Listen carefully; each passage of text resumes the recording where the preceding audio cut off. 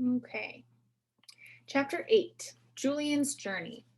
The evening of the goodbye party, Julian carefully packed his duffel bag, making sure he had clean underwear and slipping his ivory knife into he had clean underwear and slipping his ivory knife into an inside pocket.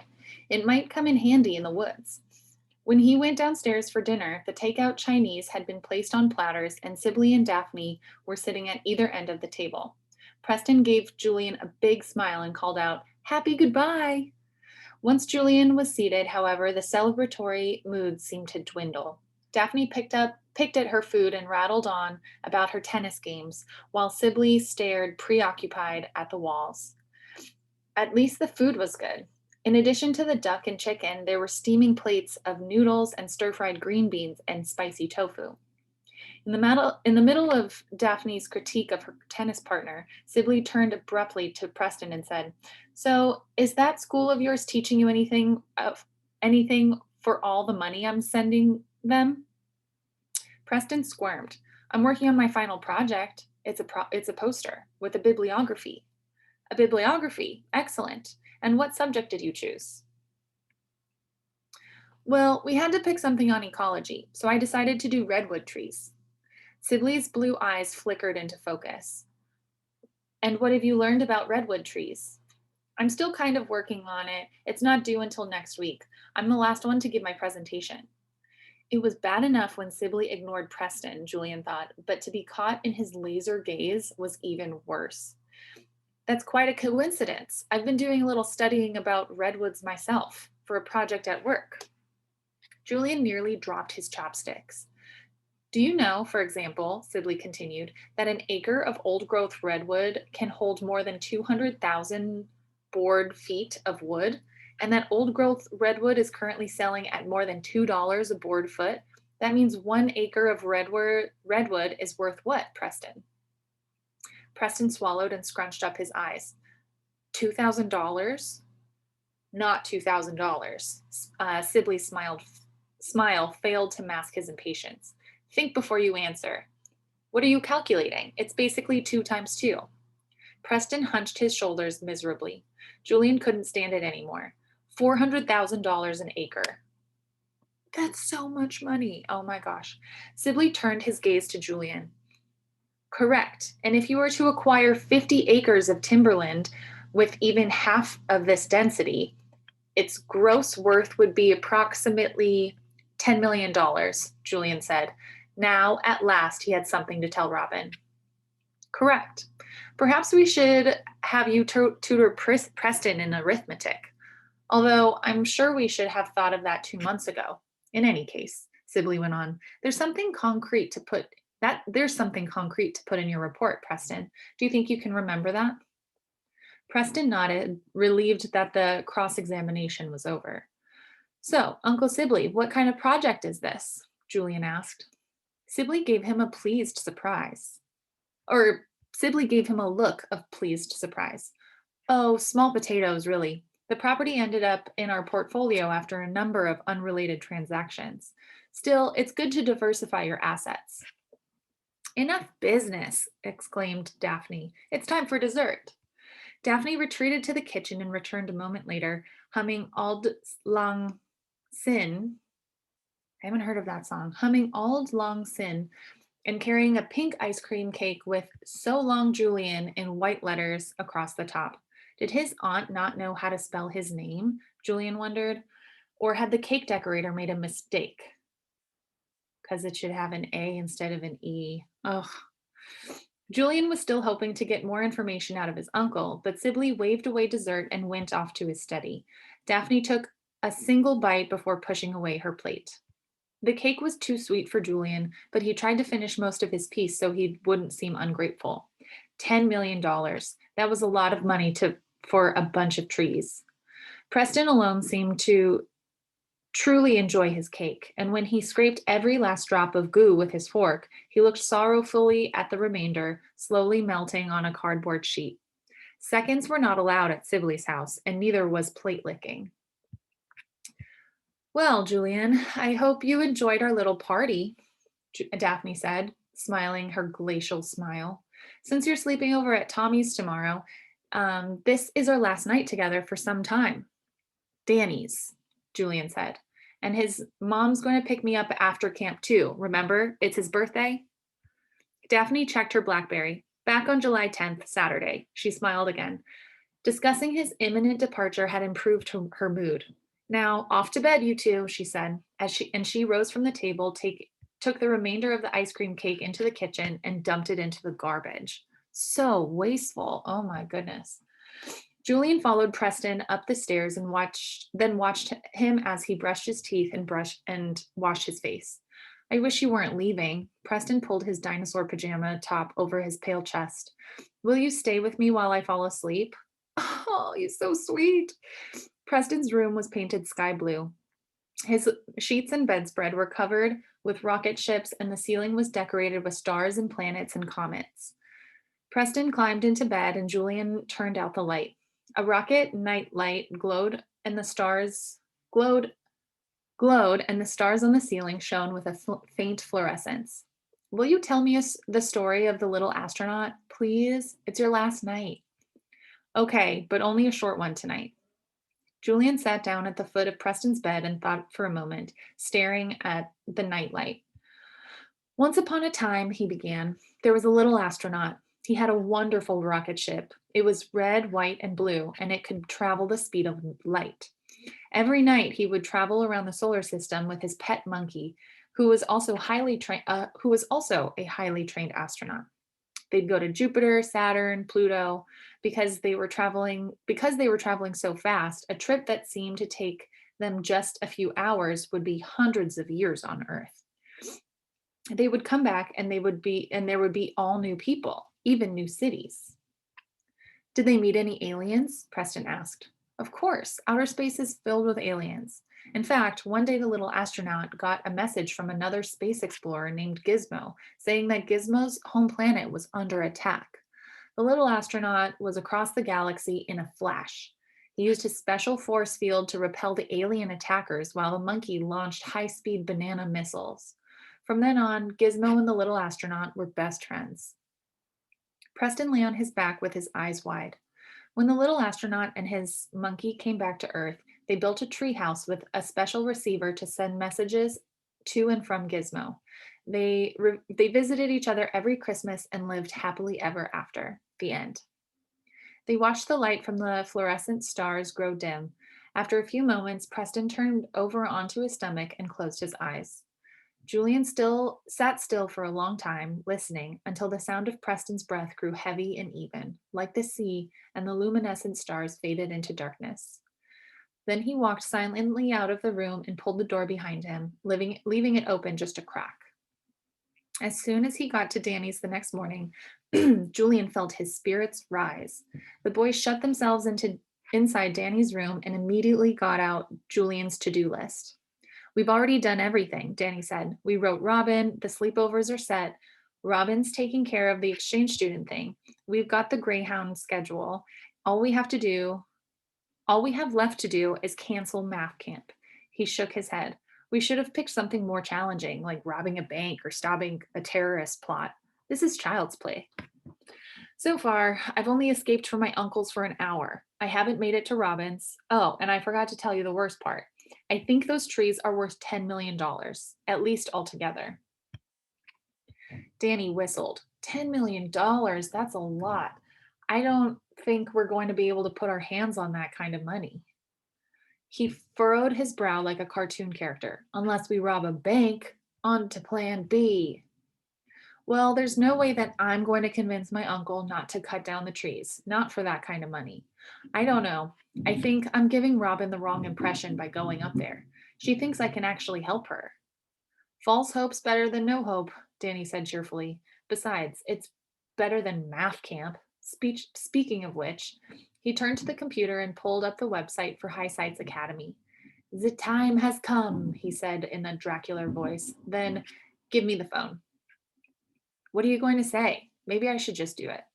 Are you kidding me? You'll end up confessing the whole plan, and next thing you'll be on a road trip to Fresno. Danny pushed the button for the speakerphone and started punching in the phone number. There was a tinny ring, and then a tired female voice said, High Sights Academy. Hello, Danny said in a British accent. Oh, I don't have a British accent. This is Daphne Carter's personal assistant. I'm calling to cancel the registration for Miss Carter's nephew, Julian Carter-Lee. May I ask the reason for the cancellation? Oh, Danny grinned at Julian. They've decided to go on a safari instead. You know, lions, elephants, wildebeests. One moment, please. There was a long pause, and the voice said defensively, Julian's session begins tomorrow and is paid in full. There is no tuition refund for cancellations within 30 days of the start of the session. Entirely understandable, Danny said magnanimously. Well, thank you. There was a sudden friendliness to the tone. You have no idea how difficult some people can be about refunds, even though our policy is stated very clearly in our materials. People, Danny said. They want to have their cake and eat it too. Julian made an exasperated face. What was that supposed to mean? But the woman laughed and said, Exactly, but I appreciate your understanding. I'll just email you a confirmation and... No, Danny shouted. Excuse me? Danny regained his composure and said quickly, I'm afraid Miss Carter is no longer doing email. Spam. Oh, that spam can be awful. No problem. I'll just mail the confirmation to her home address. I'm afraid she's already in Mombasa. No idea when she'll return to the States. Really, we don't need any confirmation. Julian's on safari. Tuition's paid in full. What's to confirm? I suppose so, the woman said dubiously. Trust me, Miss Carter would not want to be bothered. She's extremely focused on the safari right now. In that case, we'll just keep the receipts in our files. Thank you for calling, and I hope Julian isn't eaten by a lion or anything, the woman said cheerfully. Oh, that wouldn't be the worst thing, Danny said in a confidential tone. In fact, I rather hope he is. He's quite a holy terror. Well, toodaloo. Toodaloo to you too. The woman was still laughing giddily when Danny put down the phone. Am I good or what? He said with a broad smile. You have a real talent for lying, and you've ruined my reputation too. Congratulations. We all have our gifts, Danny said humbly. After lunch, the boys walked down Clement Street to the bank. Julian removed $160 from his college savings account, which left him with $877.32. His grandmother, Popo, always gave him a red envelope with a $100 bill on Chinese New Year, and she sent him $50 on his birthday every year, with careful instructions to deposit it in the account she'd opened for him. Julian had never withdrawn any money before. He enjoyed thinking of his bank account growing continually fatter with interest and deposits. It had taken him a lifetime to break 1,000, and he was sorry to see the total fall back into the hundreds again. But he figured this was an emergency. By 7:45 the next morning, the boys had said goodbye to Eduardo, finished their breakfast, and finally convinced Luciana, for the third time, that Julian could get himself to the High Sights Academy bus pickup. They waited for a safe interval after Luciana left for work, then stepped out into the fog and walked toward Geary Boulevard. Julian had his duffel bag, snacks for the trip, the application forms for the exchange program, and $160 in his wallet. Don't forget to get off at the Greyhound station, Danny said when they reached the city bus stop, and email me when you get there. We should have a code in case there's an emergency and I need to get a hold of you. How about please call, it's an emergency. Danny looked at him with scorn. The code will be, the river is rising, and if you get that message, you have to contact me immediately. There aren't even any rivers in San Francisco. Danny considered, okay, how about the tide is rising? The bus pulled up and the wings of the door flapped open. How about call Danny? Julian hoisted his duffel bag up the steps and flashed his bus pass to the driver. It's the tide is rising. The tide is rising, Danny shouted. Be strong. Have a good trip. Julian waved. The doors folded behind him, and the bus lurched forward into the rush hour traffic. The long ride downtown was hot and stuffy. Crammed among the rush hour passengers, Julian could barely see out the window. Still, he got off at the right stop and navigated the Greyhound station without a problem. The ticket agent barely glanced at him, giving him a round trip ticket to Willits without even a suspicious look. With after a few moments of or minutes of confusion, he found the correct bus and boarded. As the bus wound its way through the city streets, Julian pulled out a bag of potato chips and a chocolate bar. His breakfast at Danny's house felt like a distant memory. He made the chocolate last until the bus crossed the Golden Gate Bridge. At the next station, a handful of new people climbed aboard, and all looking slightly demented or sinister or both. Luckily, the bus was not full, and Julian was able to ward off fellow passengers by placing his duffel bag on the seat next to him. The chips, eaten methodically, one by one, lasted nearly half an hour. The bus passed an endless sprawl of malls and car dealerships and housing developments. Slowly, the houses grew farther apart, and soon he was looking out at oak trees and fields of grass, already turning brown. Although the day outside looked fresh and breezy, the air inside the bus reeked of disinfectant and old cigarettes and diesel fuel, and the mix of smells and the constant hum of the engine and the lurking motion of the bus as it went up and down hills and around bends made Julian feel a little sick. He had nothing to do but look out the window. He wondered what people do in the towns that were passing by so quickly. There were only a few jobs that made sense to him. Farming, for example, and even logging. Farmers sold their food and loggers sold the trees they cut down. That he could understand.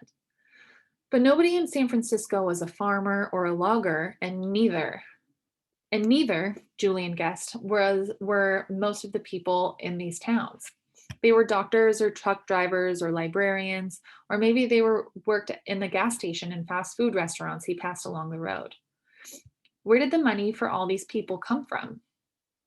Most people, it seemed to him, had jobs that did not produce anything or create anything useful, yet somehow they lived. And some, like his uncle, produced nothing at all, and yet it lived extremely well. He didn't understand money, Julian decided. His mother, for example, sometimes said, jokingly, he wasn't sure, that money was the root of all evil.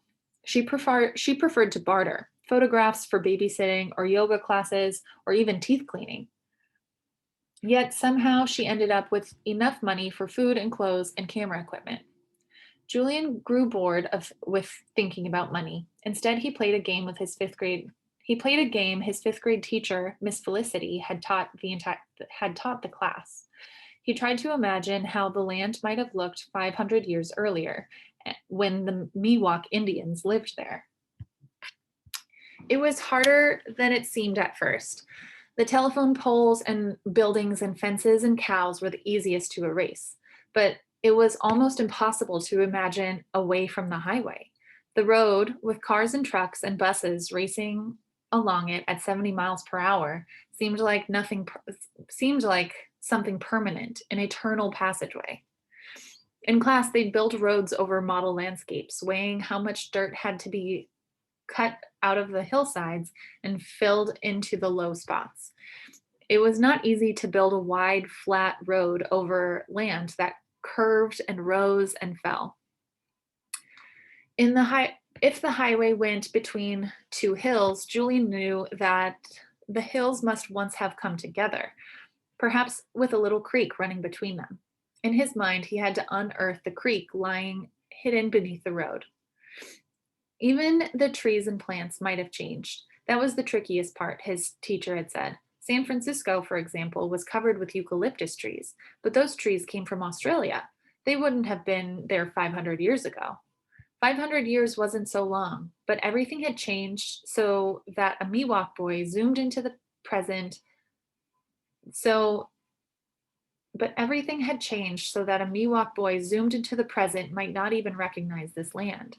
What would surprise him the most? Television, computer games, airplanes, or just the city of San Francisco, miles and miles of concrete and asphalt crowded with people? He would be amazed and impressed, or maybe not. Maybe he would shake his head sadly and ask to be taken home. The bus wound its way north. Julian lay his head against the window and closed his eyes.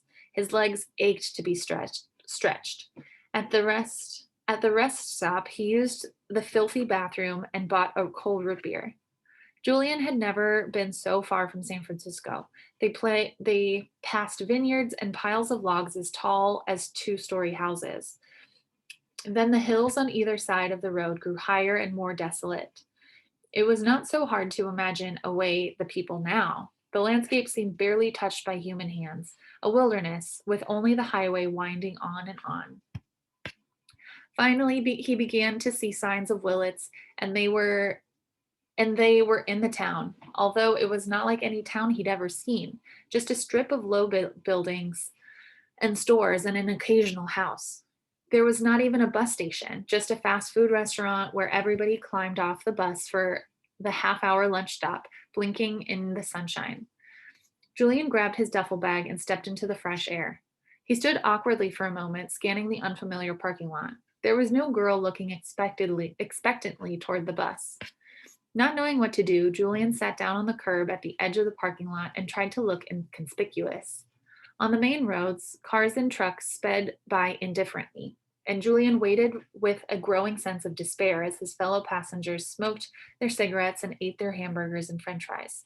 He waited while they filed onto the bus. Then he watched the bus pull away in a cloud of diesel fumes, leaving him alone in the abandoned parking lot.